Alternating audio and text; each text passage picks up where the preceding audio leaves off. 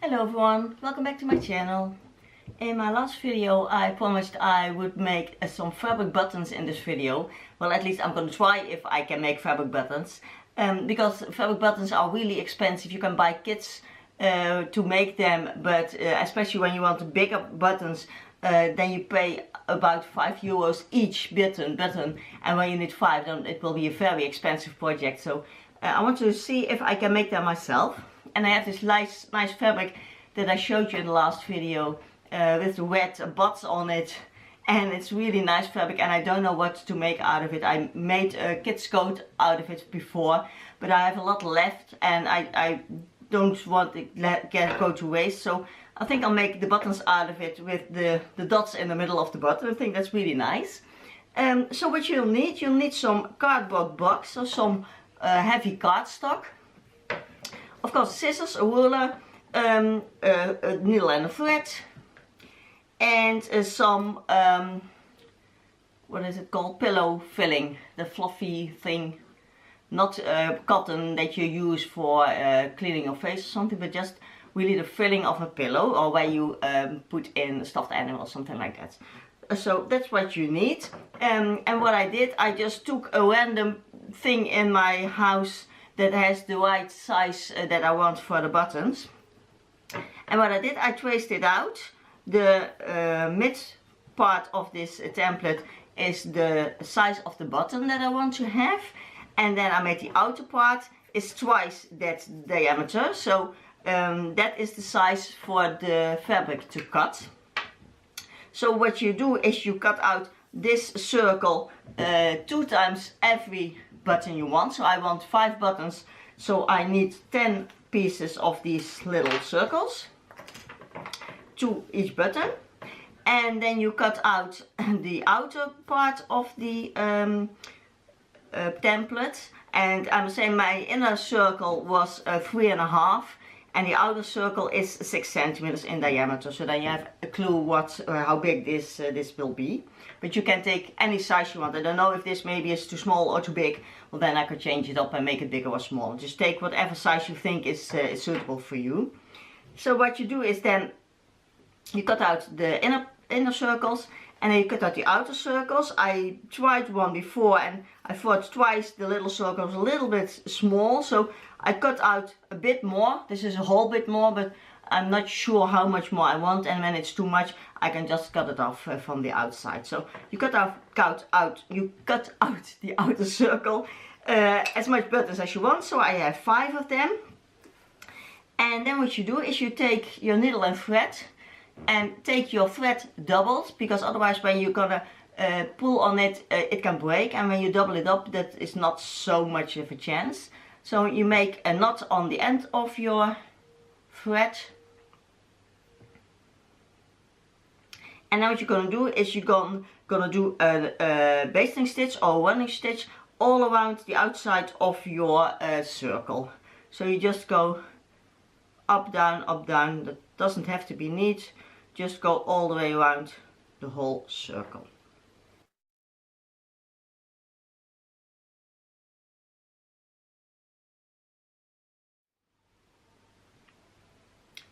And of course, when you make your buttons out of cardstock, you cannot wash them. So if you make a garment that has to go in the wash, then please take your buttons off and sew them on later on when your garment is finished in the wash, because of course the cardstock cannot take the water. If this does not work, I will try to make it out of plastic. Maybe that will go better, and that will be washable. But I have other buttons that I also take off when they're made of shell, or just really nice buttons that are really expensive, and I don't want them to get ruined in the wash. I just take them off and sew them back on when my garment is clean. So think of that when you make the buttons like this, to do that. So I get the stitch all the way around.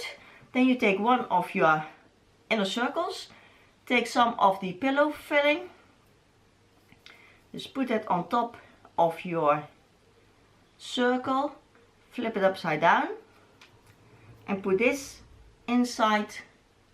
Can you see that? Yes, inside this pocket that we made. Make sure the filling is underneath the cardboard. and then you pull on the ends and you close the circle up like that. Then when you flip it around, you can see if it's nicely distributed, the filling. And for me, if the wet button is in the middle of the button, and it's really nice. So then what you do is you take the needle again. I just kept it on here so I can go further with that. And you just sew this together so that it cannot go open again. You can also tie the end and the beginning together, then you already have a start that it cannot open up. And then you just sew the left and the right one all together as tight as you can.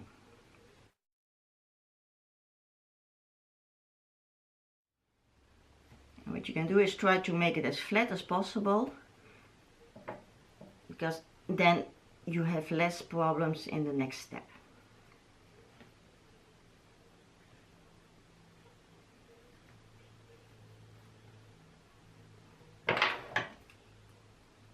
Tie it off very well. I tied it off too well. I cannot get my needle out anymore. So then your fabric is nice attached to itself, like that. And you have nice outside of the button. And then we're going to go on to the back part of the button. Then what you do, you take your second round, and with an, I don't know how this is called in English, but it's something that you can make a hole. You make two holes in the middle of your circle, just a little bit apart from each other. Then you take a piece of thread. You can use jewelry thread or some kind of wire, doesn't really matter what it is. You take it so almost in the middle, and you take both pieces down like this, and you take them through the holes you made. Put your fingers underneath that you can make a certain amount of thread over there, and then you fold the ends of the wire flat, and you fold them keep them in frame. You fold them around each other. Doesn't really matter how, I just do whatever I think just to secure the both of them, and then you put them as flat as possible onto the cardboard. When you have too much wire, just cut it off. It shouldn't go outside of the cardboard, because that has no use. Ooh, this clipper isn't working anymore. Other side too. This. Thread a little bit more. See if your loop is okay. Mine is a little bit high, so I think I'm gonna make it a little bit lower, because we don't need that much to attach it. When it's like this, it is more than enough. So I'll make it a little bit smaller. Then you have the back part of your button. Then what you do, hold it against your top part, and when I see it like this, then I think, well, my bottom is a little bit too big, because I'm afraid that from the front you can see the sides of the cardboard, and that's not nice. So I'll trim this down a little bit, that's a little bit smaller, and then I'll come back. I made my loop on the right length, if you see. The other side nicely crisscrossed. It doesn't really matter how it looks, as long as the two parts are crossing each other and then laying flat to the cardstock. Then you have it like this. And then what you do is you make sure you give it a good coat of Mod Podge to get the cardboard a bit more water resistant or waterproof, or how you want to call it.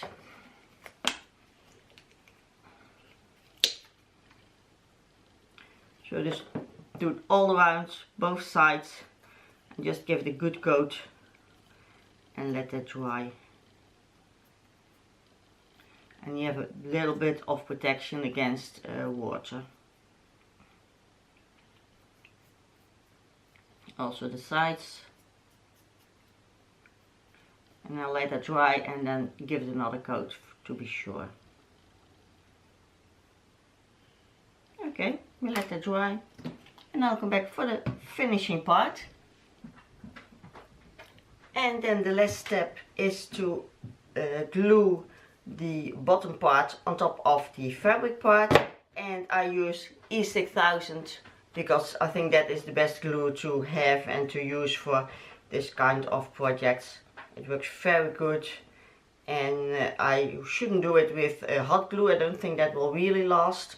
E6000 is normally the glue that is just working on any kind of material and working very good and very fast. So I hold it for a few minutes and then I give it something heavy on top of it to make sure it is good pressed down. And then the button is finished and I think it looks very nice. Of course you can't use such a button when you want to sell your garments, because then it's a bit looking too self-made. But for your own clothing, I'm sure I'm going to continue doing it like this, because it's a really simple way of making your buttons. It's very cheap and I think it looks really nice when you look at the front. It is just a nice fluffy, I made it a bit thick because I think that's matching the appearance of the fabric. And you have a really nice button for no money at all. And then you even have made the buttons yourself, and that's what I like to. I always want to try to make everything myself. So just for your own use, certainly make your buttons like this.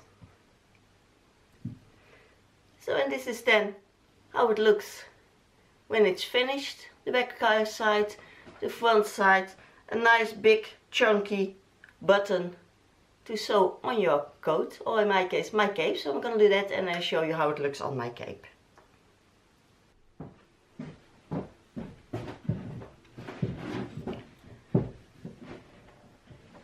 And here I'm back again, because when I was editing I thought of something. We made the button like this with the modpodge on the cardboard, but I thought, well, I can also make the back part with fabric, because then it already looks better. So I just put some fabric glued some fabric on that back part. That looks a bit better already. But then I thought, well, I can go a step further and that's even better. I made the fabric a bit wider than the circle, and we're going to glue the sides on top of it. So I snipped in all the way around so that I have all these small, wait, look on the other side, all these small parts to glue to the middle. And then also the side of the cardboard is nicely finished like this. And then I'm gonna make my wire into it and glue it on my next button. And I think I will transform the other two that I already have done here into this, because then I think we have the best and most perfect made button. So I'm gonna continue with this, gluing it on, making the wire, and then put it on my front button, and I think it will look very nice then. And then I think you can really sell your garment with these buttons, although it is of cardstock. Just make sure that you tag that they have to take them off before they put them in the wash. But I think then it really looks nice and nice enough to sell it, because then you have a really nicely made button. And yeah, I'm glad I found out I could do this. It was stupid that I didn't think of it before, but I think it's nice to make it like that. So I'm gonna glue that and then I'll be back with the final result.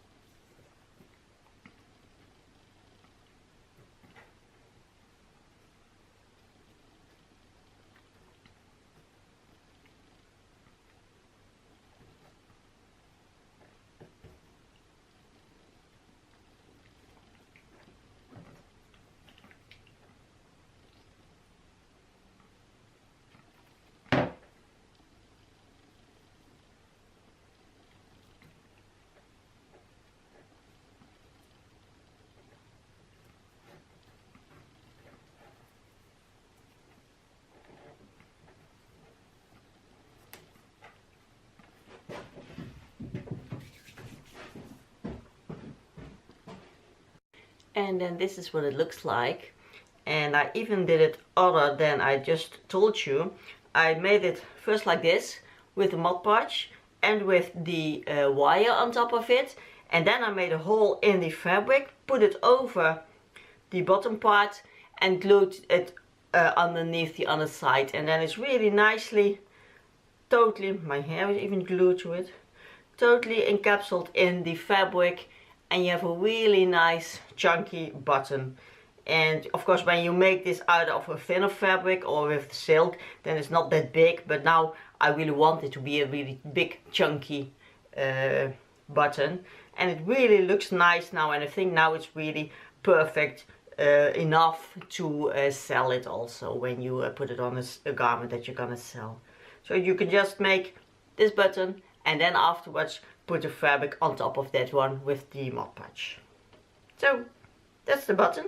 I'm gonna sew them on my cape and I show you. Well, so here I am back with what I thought was a great success, but seemed out to be a fail when I sewed the bottoms on. And that's a shame, because I thought it was a really good idea, but it turned out to be too bulky, or unless the thick fabric that I had, the height was really too much. And I wanted to do this because of the height, because the old-fashioned way of just putting a fabric all around the button or around a cardboard piece or whatever, and just pulling the fabric tight together and then sewing on, is what I didn't want, especially because the fabric of my coat is that thick, and then you miss the height for the fabric to go under the button. And that's why I really wanted to have this loop to get the button a bit higher up, so that there was much room for your fabric to go under the button. But all this with this extra second button is too much and is really not looking nice. So I took the bottom off of one of the buttons, and I will have to do it like this, the old-fashioned way that was already known and that I wanted to improve. But yeah, it was a fail. It didn't work. It looked good now that I had the fabric also on the bottom part, but it's just too much. And even with this thick fabric, it is too much. I understand when you have a very fine silk or something that it doesn't look good like this, but I was hoping with this thick fabric it would turn out nice, but it didn't.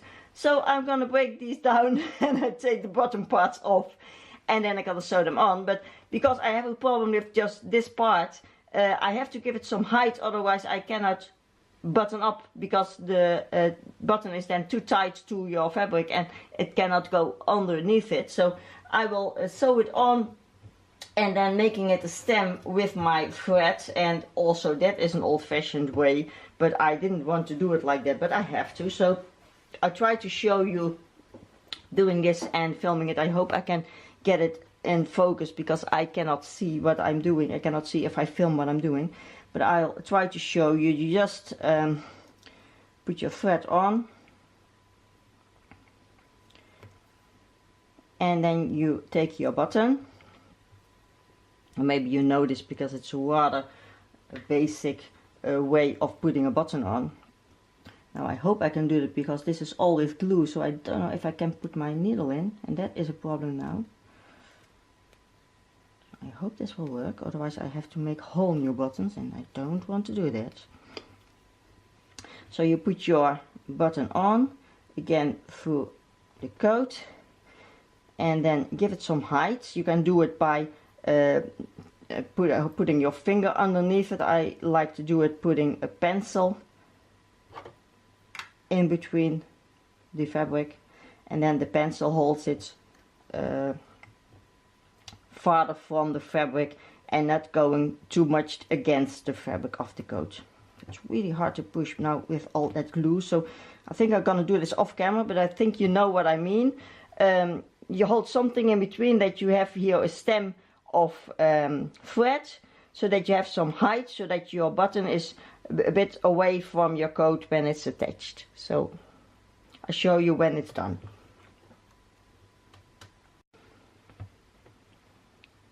So this is what I made now. Can you see this? There's now about a centimeter room here in between the coat and the button, so that I have room for my fabric to go through when I want to button up the button. and that's just an old-fashioned way of sewing on a button where you want some more room for your fabric to close it up. So this is just nothing new this time, just an old-fashioned method of making a fabric button and sewing a button on. And well, you've seen that done too if you hadn't known it before. So I'm gonna break these down, I'm gonna sew them on, and I'll show you when I have the cape on how it looks with these crazy buttons. But I like how they look with that red dot in the middle. I think it looks really cute. So I'll see you with the end result. Okay, the buttons are on, but these are not the buttons that I intended to make, because they look nice from the front with the fabric over it, but I already knew this technique and I don't like this technique because the front is nice but the back looks really self-made. You can see the fabric gathered together and cut off, and I think there are tons of videos on YouTube about making fabric buttons like this. I don't know, I didn't search for it because I knew the technique, and I don't think it looks nice. As I said, the front is nice but the back not. So I really wanted to make a button with a stem so that it stands out a bit more and you have more room for this thick fabric to go over. I now made the stem out of thread as the ordinary way, how I think everyone knows how to sew buttons on when you go out of the house living by yourself. The first thing you learn from your mother is how to sew on buttons with and without a stem. So that's really a basic thing, and I wanted to make the button with a stem with that metal loop on the back. And I don't know how to do it. I thought the idea was good, but it didn't turn out well. So I set in the description box where you could see the outcome like this on what time, because I don't want you to watch a 20-minute video that is a fail. But I still uploaded it because I hope some of you can find a clue how we can make these buttons with that metal loop on the back. And I thought of making the loop, the wire, on this outer cardboard piece, and then you can have the loop on the back side, but still then we have this gathered fabric that I don't like. I don't want to see that fabric, and I don't know how then to finish that off that you don't see it and still have the loop. So I didn't have energy to do another try, but maybe, I hope some of you, if you have a clue, please let me know and I'll do another try. It would be nice if we found a new idea of making fabric buttons, but then nicely finished on the back, and I think that looks way more professional. As you know, I don't like things that are DIY that looks like self-made, so these buttons go off. I just buy the boring black ones and then maybe I'll sell it, but I can certainly not sell it with these buttons. I think it looks really, as I said, nice from the front, but very bad from the back. So I'm sorry, I failed this week, and I tried, but I couldn't succeed. I thought the idea was good, but it didn't turn out well. So, but I saw yesterday a nice YouTube video of someone who made a silk top with Chinese pleats, oh no, sorry, Japanese pleats. And that was a thought of the Japanese paper folding, the origami. And I have a friend that is very good in the origami, so I saw those pleats in the fabric, in the silk, and it looks really beautiful. And she mentioned that there was a book where there are all kinds of examples of making those pleats on fabric.